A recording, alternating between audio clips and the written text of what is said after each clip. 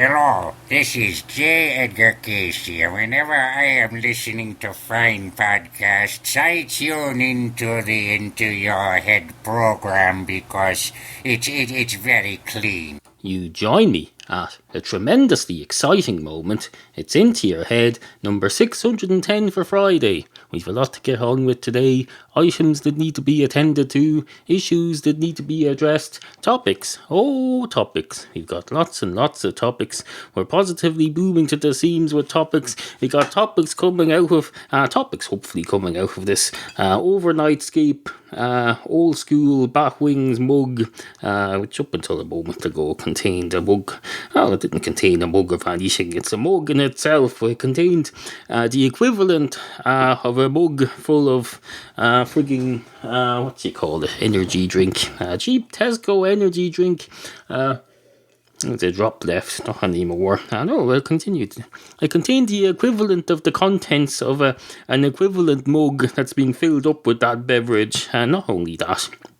Not only was it the equivalent of that, it actually was that. It was the equivalent of itself. That's what I'm trying to say. This mug, when full of caffeine energy drink a few moments ago, was the equivalent of its own self filled with energy drink. So I suppose I'm overcomplicating this. But why not? We're not in any hurry. I'm setting out my stall here, getting started on today's show.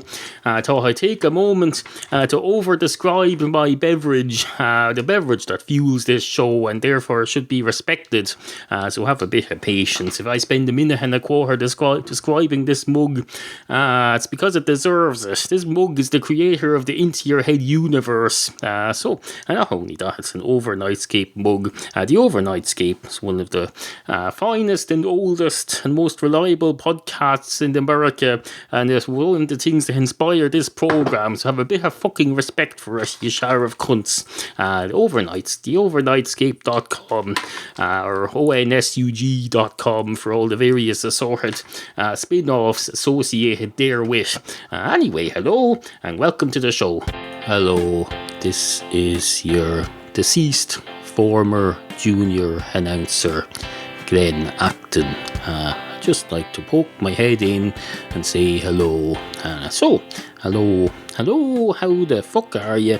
That's a little unprofessional. That's fine though, because I'm dead. Medium-term listeners and long-term listeners will know that I was fictionally brutally murdered by their host several months ago, and I'm therefore no longer the Into Your Head junior announcer, because I'm dead. I deleted my Facebook as well recently. Absolutely fucking ridiculous. I'm just a nobody now. I'm a nobody man in a nobody man's, in a non-nobody, because this is a non-nobody's world. This is not a world for nobodies. This is a world for non-nobodies, and you can be damn sure to Christ as hell that I'm not a non-nobody. I'm a nobody. I suppose that's an achievement. At least I'm something. I'm a nobody.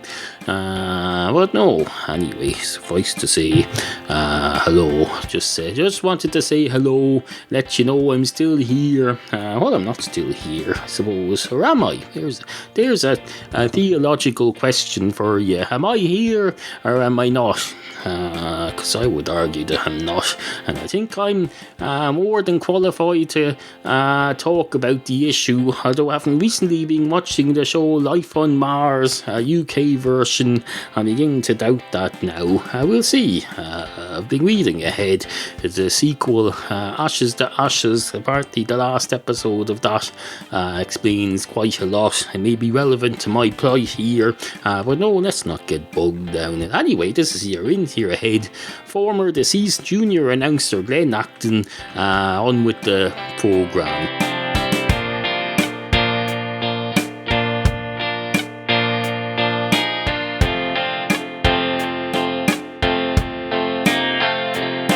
Two cats walk into a bar. One of the cats straight away goes up to the barman and he says, "Hello, I know this isn't necessarily your fault, but are we still doing these frigging two cats walk into a bar stories after having a couple of weeks off? I thought I was assuming that he'd refresh and have some new ideas and not be doing the same crap all over again." And the barman says, "What the fuck are you talking about? The new season of anything doesn't start till September. Consider this a summer thing. We're doing last year's stuff until at least September. You don't start stuff in August. Don't be fucking ridiculous. August is when everybody's on holidays, and even if you're back from yours, everybody else is on holidays, and you can't be expected to start a new genre of cat bar type stories or an alternative there too, on only a skeleton staff, and with your wife not back at school yet at work. There's other things to be done. Painting the house. We're basically doing this on autopilot for now," the barman says. And the cat says, "I thought you said you didn't know anything about this, or is that what I said you said? I can't remember now. I've forgotten what the basis for this story was. I suppose it doesn't matter. Anyway, I'll have 2 pints of Guinness, please." And the barman says, "Will you now? And where are you going to get these 2 pints of Guinness that you'll have?" And the cat says, "Well, I was assuming you'd serve them to me. You being the barman and all. Is this, after all, a public house where you cater for people's alcoholic needs?" The barman says, "Well, now, if you're feeling a need for alcohol, that's not something I would encourage. Alcohol is something you should be able to enjoy in small quantities, but not feel a need for. If you're feeling a need for it, then I'm afraid that's something I can't encourage. It's bad enough that you have cops in here coming in undercover, dressed as 15-year-olds looking to be served to test whether I'm asking for ID. And then, when they ask for ID, they produce real cop ID. And I can't say, they used fake ID. How was I to know? Because if you accuse a cop of using fake ID, I can tell you, then you're right up the shitter without a paddle. That's what you are. You're down shit creek without a canoe, and even if you had a canoe, that wouldn't really make much difference, even if you had a paddle as well. People seem to think that if you're in a shit creek, it's more tolerable and survivable if you have a paddle. No, it's a shit creek either way. If you're in shit creek and you have a paddle, that's not much better. It's still a creek full of shit, and a paddle is just going to splash it around. In fact, you're probably going to get splashed with shit then with your paddle. Where's that going to get you? That's like when you get out your toilet brush and you clean up the inside of the toilet, and you do it rather enthusiastically because you don't get out much, and it splashes up into your face. It's exactly like that. Your shit creek with a paddle. If you're going to say that, at least say up shit creek without either a paddle or a boat or a vessel of any kind. As you imagine, there's probably people now who think there's children growing up now who misunderstand this saying, and they think, if I'm ever in shit creek, all I need is a paddle. You do not. You need something, unless it's a giant paddle that you can use as a raft. Even then, that's not going to be pleasant. Although I suppose escaping from anything doesn't need to be pleasant as long as the end objective is reached of escaping from it, I suppose. You don't hear people saying, I escaped from a giant tiger who was eating my head off, but it was a rather unpleasant experience. I was sweating, having to run, and it's very sticky and hot and messy. Oh no, they don't say that. They'll say, fucking hell, I escaped from a giant saber-toothed tiger and I'm alive. It's absolutely fucking fantastic. Admittedly, I wasn't at the time, but I'm glad to have escaped, despite the unpleasantness of the escape itself. Absolutely fucking fantastic. Anyway, the barman says, no, I'm not serving you. You have a need for alcohol, or so you say, and who am I to doubt you? I suppose it's my job to doubt you. You could be a cop undercover testing whether I doubt you. So that's why I'm going to give you the non-benefit of the doubt. and assume that you can't be trusted. No offence, just I wouldn't trust anyone who's has a reliance on alcohol in that way. That's no way to be running a bar, I can tell you. Not in the modern world anyway. I have responsibilities to the community. Have a license that I need to keep. I've all sorts of things. I won't bog you down in all the details. Suffice to say, I'm a responsible member of this community who runs a bar, and I have to keep up a certain standard of everything. I'm expected to be. I'm basically the modern day parish priest who serves alcohol to people. I suppose it's a bit different. Although, is it? There's a question for you. Is it? You're probably not in the mood for debating it now, seeing as how I won't even serve you a pint of Guinness, and who can blame you for that? I suppose if you could get a responsible member of the community to vouch for you, I'd be happy to serve you then. And the cat says, why didn't you say so? Hold on a minute. And he goes over and gets his friend, the other cat, who's sitting down waiting for his round. And he says, hello, other cat, would you mind coming up to the bar with me? And the other cat says, why am I involved in this story? And the cat says, well, I felt we needed a new variant on these stories. It's getting a bit old, and apparently it's not the new season yet, so we have to just do what we can with what we've got. So if you come up to the bar with me, please, my friend, other cat. So the other cat sighs and accompanies him up to the bar.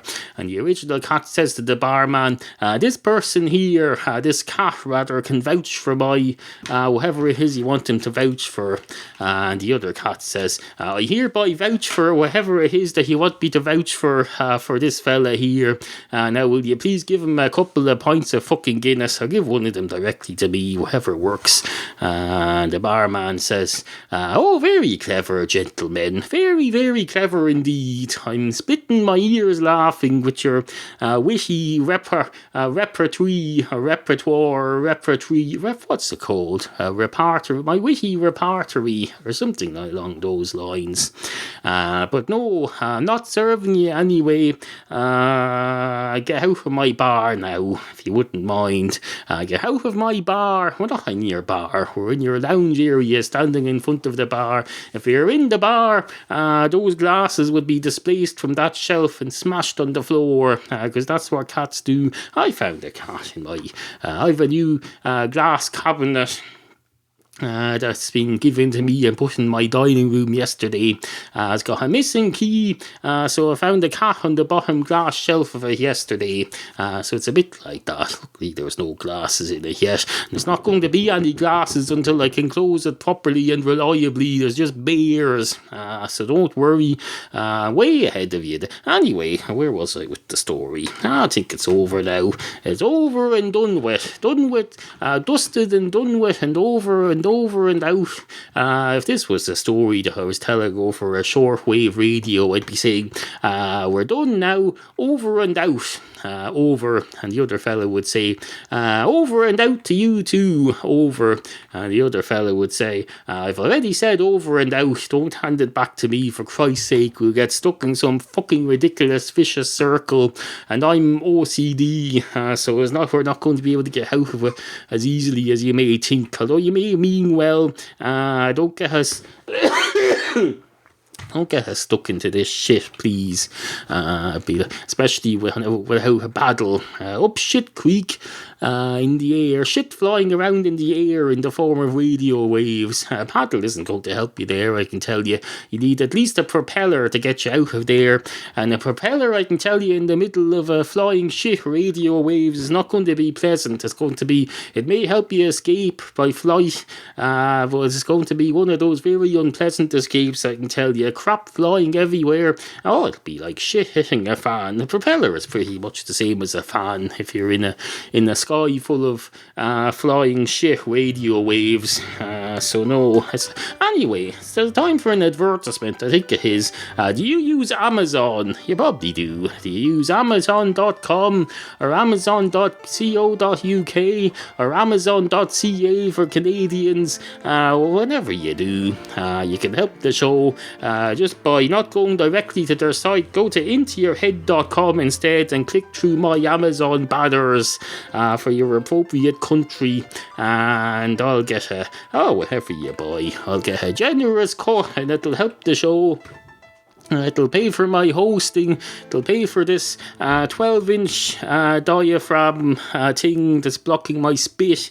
It'll pay approximately 0.01% of my mortgage, which luckily is mercifully low at this point, it being an Irish recession.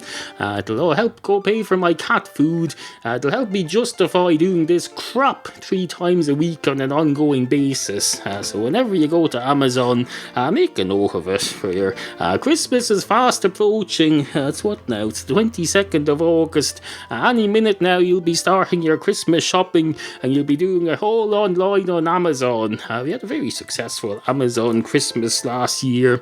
We had just launched the Amazon links, and several Into Your Head listeners did their Christmas shopping on Amazon, and it was absolutely fucking fantastic. So there's no reason. Don't panic. I'm not trying to bring Christmas early or anything. I'm just putting it into your mind now. I'm planting seeds in your head. I'm going to do it repeatedly over the next while, so that when you do get around to your Christmas shopping, or the next time you buy anything on Amazon, you'll automatically think by association, oh, I should be going to intoyourhead.com now and clicking on one of the Amazon banners, which will bring me through to Amazon in a registered way that will associate my purchase with Into Your Head, thereby creating a revenue for the show and thereby keeping it in fucking business. Absolutely fucking fantastic. Anyway, on with the show, intoyourhead.com.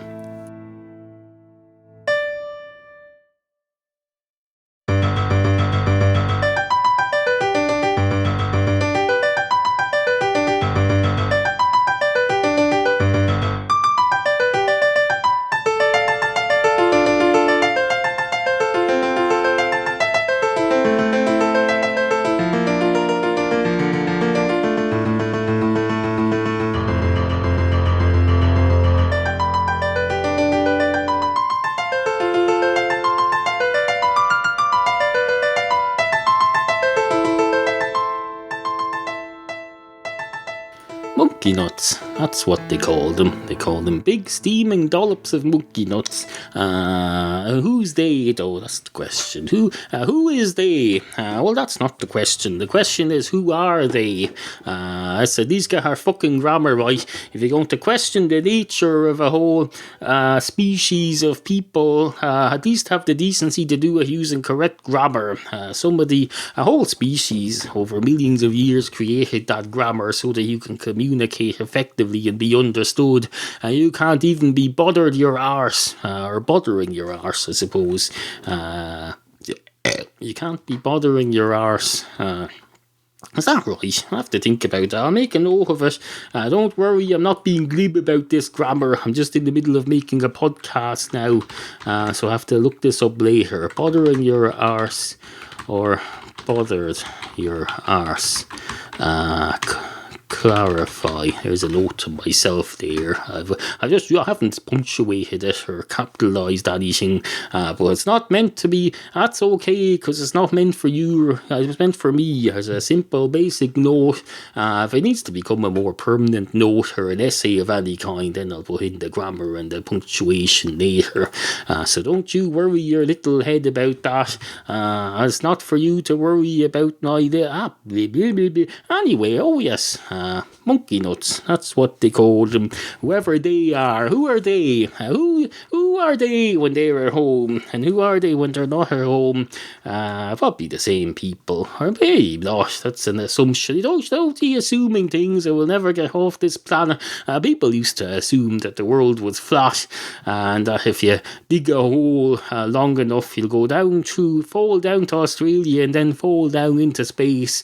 Well, now we know you can't fall into space because there's no gravity. There's no gravity, not a wink of water everywhere, but not a bit of gravity to keep it down. That's why there's nothing on Mars. They've got this Oh, they've got the Curiosity rover landed on Mars a couple of weeks ago, and it's still. I saw a tweeting the other day. They have a Twitter account for the Curiosity rover, and they said, "Hello, send me in any pictures you took of my landing." That's what I said. It's fucking nearly 600 million miles away, and it's asking for us to submit our photos that we took from 600 million miles away when it's right there. It's not able to. Oh, it's not even. Apparently not capable of photographing itself. Absolutely fucking ridiculous. That's why I've lost confidence in the space program. I suppose it's not in space now. It's landed on a planet. Once you're landed on a planet, be it Mars or Earth or wherever, you're not in space. I'm not in space at the moment. Unless you want to be a smart arse and say, oh, you are in space. You're flying through space. You're orbiting the sun. That may be technically true, but I'm not in space. If we all claim to be in space, then how are we going to know when the astronauts say they're in space? Are we just all going to be smart horses and say, no, you're not in space? Well, you are, but we're all in space, so don't give me that crap. We're all astronauts. That could bankrupt NASA, I can tell you, if we all put in our claim for astronaut money. No, you're not an astronaut any more than I am, so let's get our shit together and don't be. This is how unions get out of hand, you know. We have some union people who listen to this, and they're fine people. Some of them are involved in saving the US Post Office, an admirable cause, I can tell you. But if those people ever get into their heads that we're all in space, and they find out that NASA probably has a union interaction system of some sort, if they ever get their NASA members on board, they won't eat it because they'll decide, oh, we're all working for NASA. They'll say, you're all in our union now and we're going to fight for NASA pay, and then we're going to bankrupt the space program. Where will that leave us? You'll probably say, they'll leave us fine because we'll all still be flying through space even without the space program. But that's if you don't mind me saying so. I think that's a very short-sighted view of the world, and tell you, try going into space with short-sightedness and see how far it gets you. I tell you, Neil Armstrong wasn't short-sighted. He said, one small leap for man, one giant step for mankind, a bloody long flight through space for me, having to piss into a frigging egg cup that's got a suction thing on it. What do you do when that fills up? You have to take it out and empty it somewhere. How does that work? That's what everyone wants to know about these space flights things. They always want to know, how do they piss? How do they urinate? They urinate in the usual way. They get out their apparatus and they attach it to their own apparatus, and then they urinate and then they dispose of it. Do you really need to know all that crap? When you go into a hospital, do you ask the patients, how do you piss?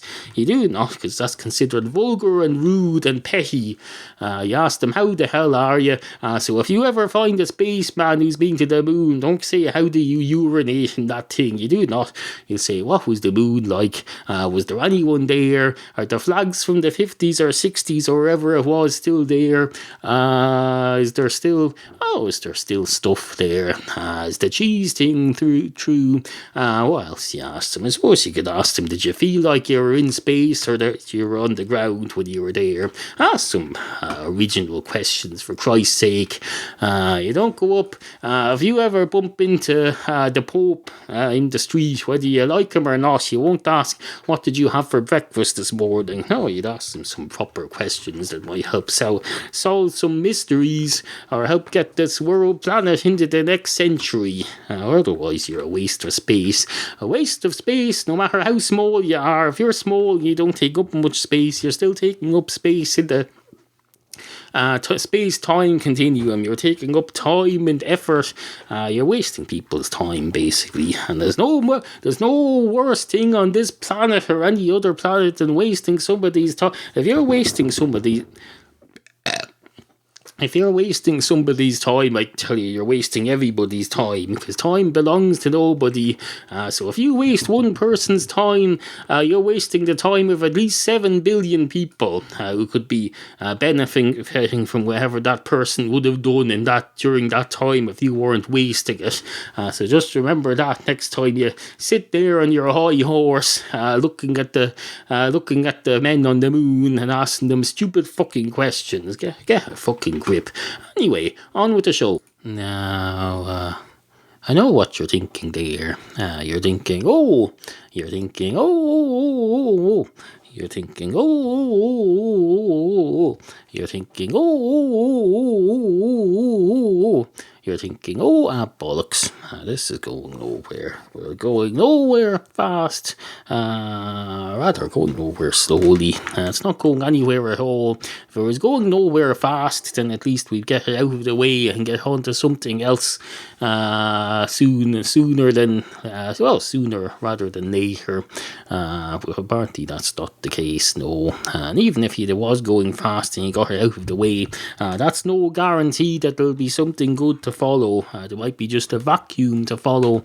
Probably is. I don't know much about physics or aviation, but if what's his name, Concorde went at the speed of light or with sound or wherever it was, they probably left a vacuum in its wake, albeit a temporary one, or leave some. So I don't know how that used to. Well, apparently it didn't work because it's gone now. Concorde is gone, a thing of the past, sitting in museums all around the world like some frigging Mona Lisa painting.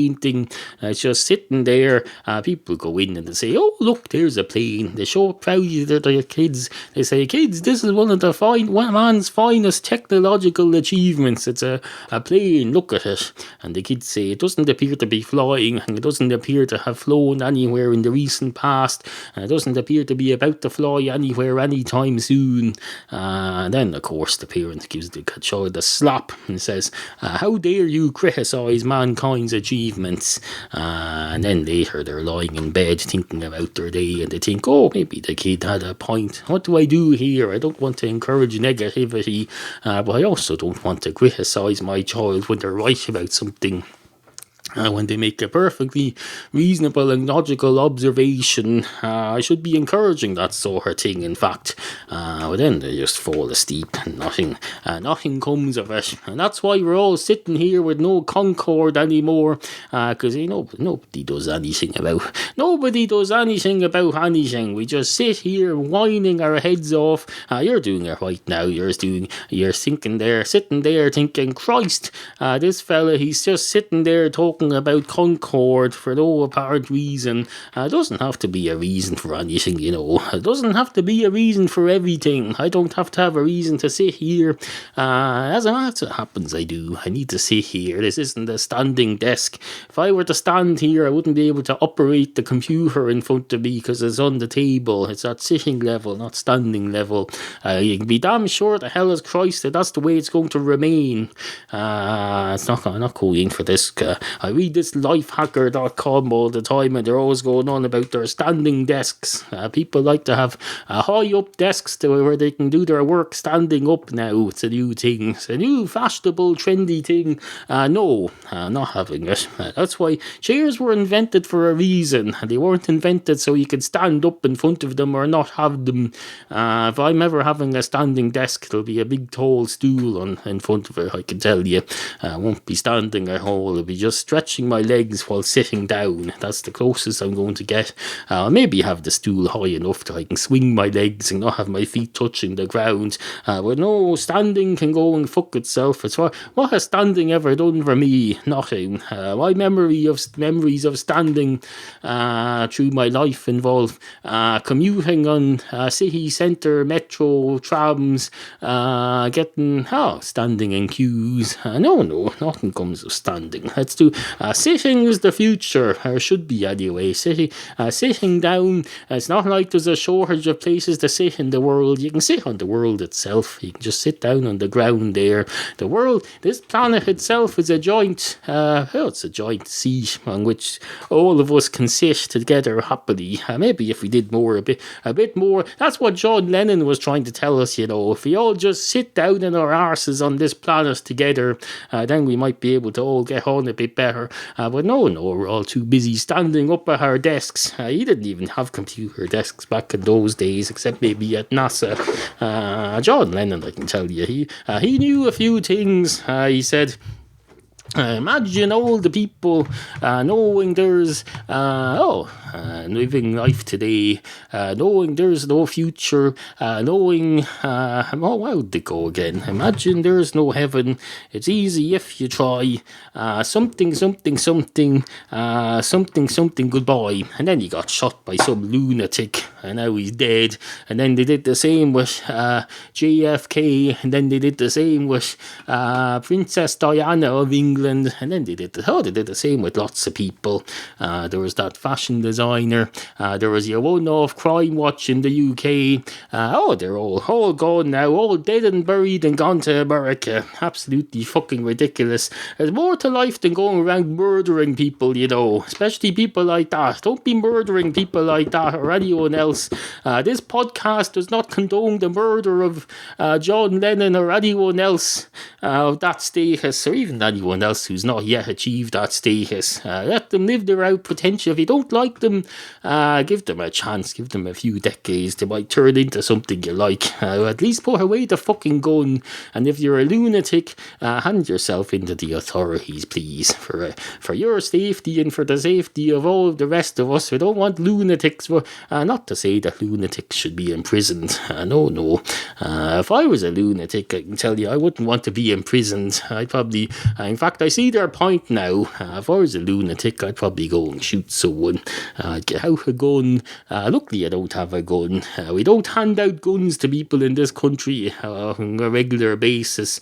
That's why I was able to go to see the Seth MacFarlane movie Ted last week and not get shot. Not least because it was a midday showing and there was nobody else there. I must say it felt particularly safe when there was nobody else there.